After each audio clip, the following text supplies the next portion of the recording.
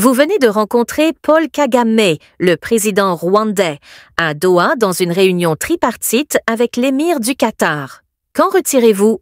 La réunion s'est déroulée dans une ambiance conviviale. Le travail avait été effectué en amont par les émissaires qatariens. J'avais rencontré l'un d'eux, mi-février, en marge de la conférence de Munich sur la sécurité. La suite reste à déterminer car le préalable à tout cela était le cessez-le-feu immédiat et inconditionnel. Les discussions doivent se poursuivre pour un règlement durable. Une médiation entre la RDC et le M23 Group, soutenu par le régime rwandais, qui occupe une partie de l'est de votre pays, a effectivement échoué mardi en Angola. Comment expliquez-vous le refus du M23 d'y participer? Ce refus du M23 confirme aux yeux de l'opinion publique, tant nationale qu'internationale, que ces violents activistes sont des pantins qui attendent de recevoir des ordres pour agir.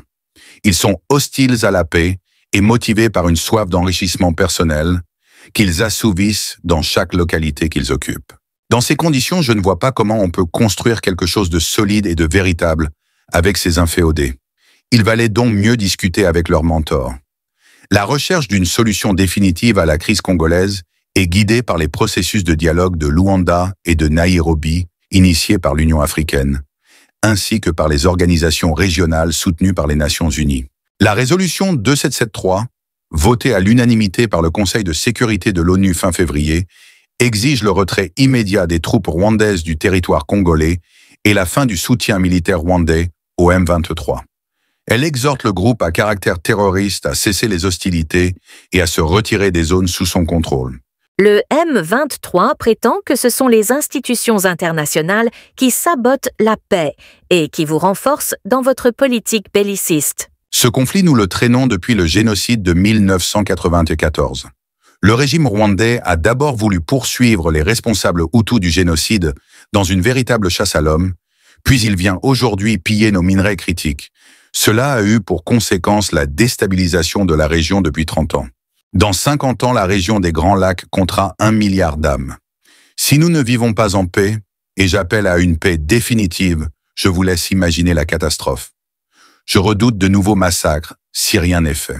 Les récentes sanctions prises par l'Union européenne contre le M23 et le Rwanda servent-elles votre cause ou sont-elles contre-productives, comme le disent certains?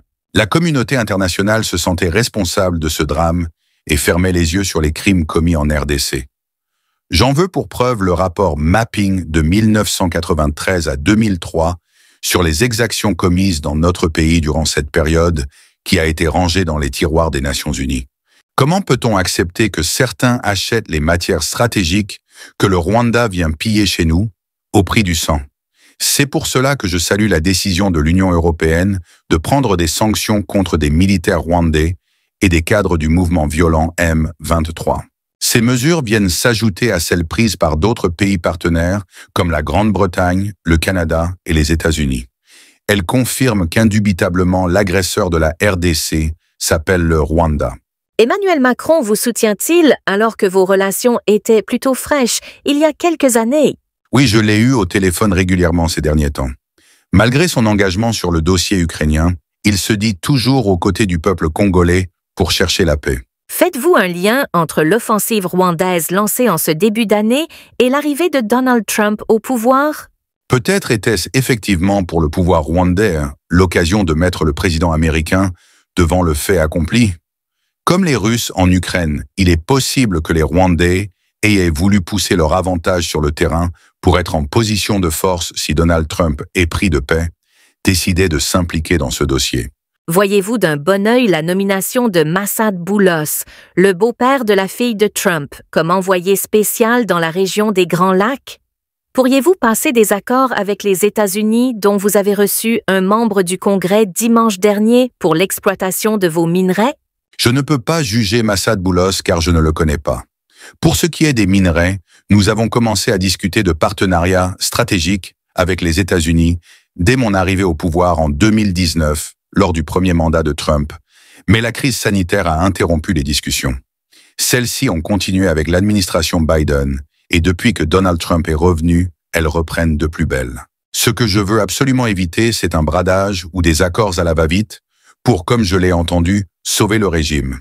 Le but est d'obtenir un partenariat gagnant-gagnant qui permettra à la RDC de transformer ses minerais localement, de créer de la valeur ajoutée, de constituer une chaîne de valeur.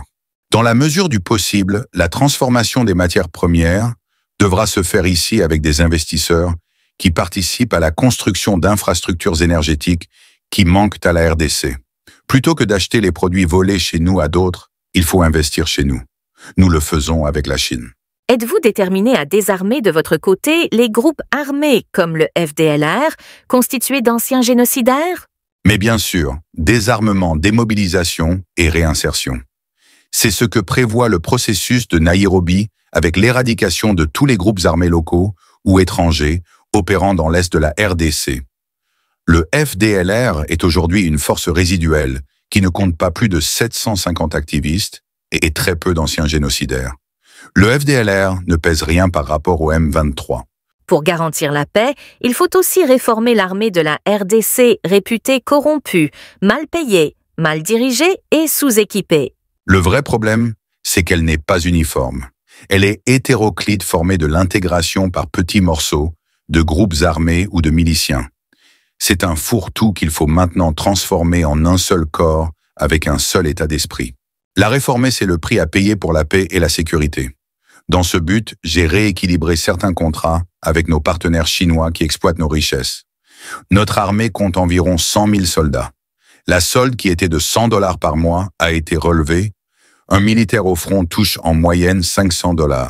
Quelles sont vos relations avec Poutine? Elles sont correctes.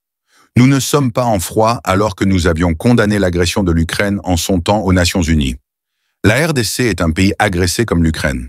Redoutez-vous une balkanisation de la RDC, grande comme 4 fois la France, ou que l'Est du pays fasse sécession?